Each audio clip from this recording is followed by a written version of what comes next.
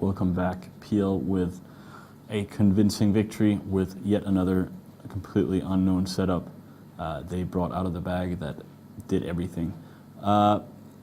Kill 2, you call them the second best team of the tournament. They're the best team in the tournament. They win. I give up.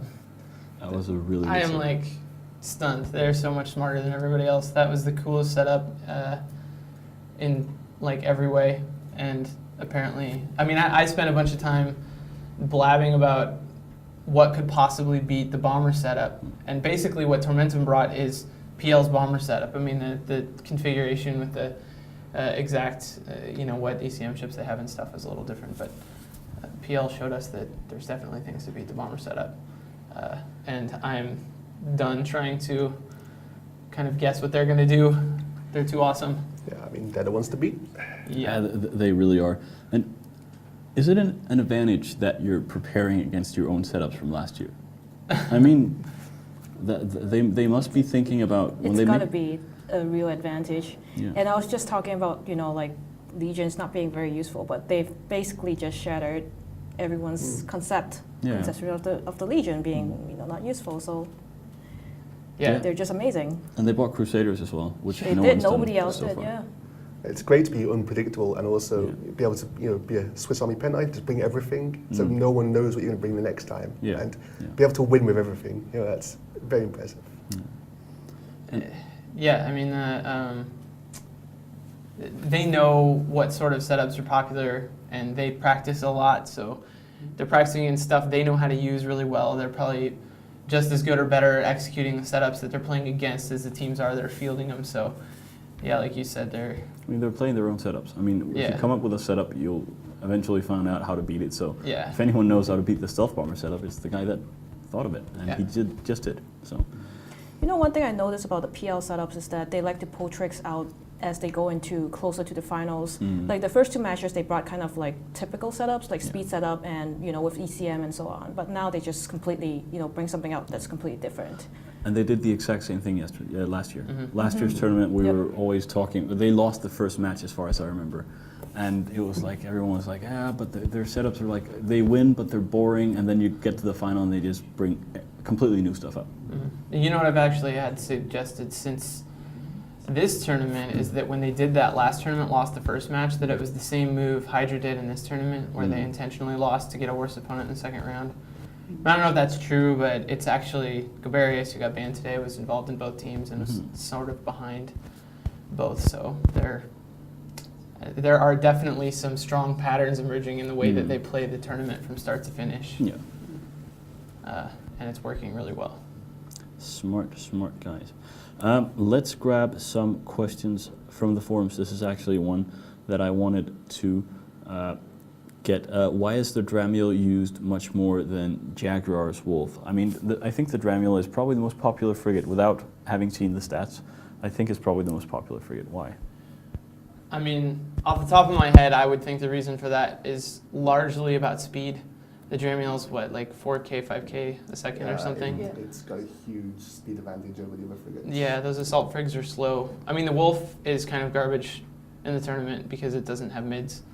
The Jag, I think, could be viable, but it's just not as quick. It's not as good for the role here. You can do the same thing with the Dramiel and have the advantage of going a lot faster. Starscream asks, I'm new to all this. What does the term alpha refer to? So alpha refers to how much damage. So it's like, for example, you have a missile-based boat, say the Drake or something, which we all hate, right? You fire you basically fire like a ton of missiles in the beginning when you start firing your weapons. That's the alpha. Like that's the damage that the opponent takes on the first shot.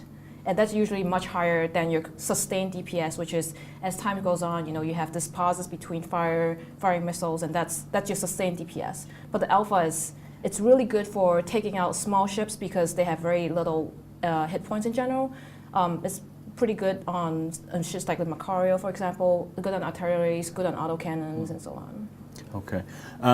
Before we go into the next match, which is the R0NIN versus Electus Matari, we're going to go to the commentary booth where the wonderful Stevie SG has our two commentators.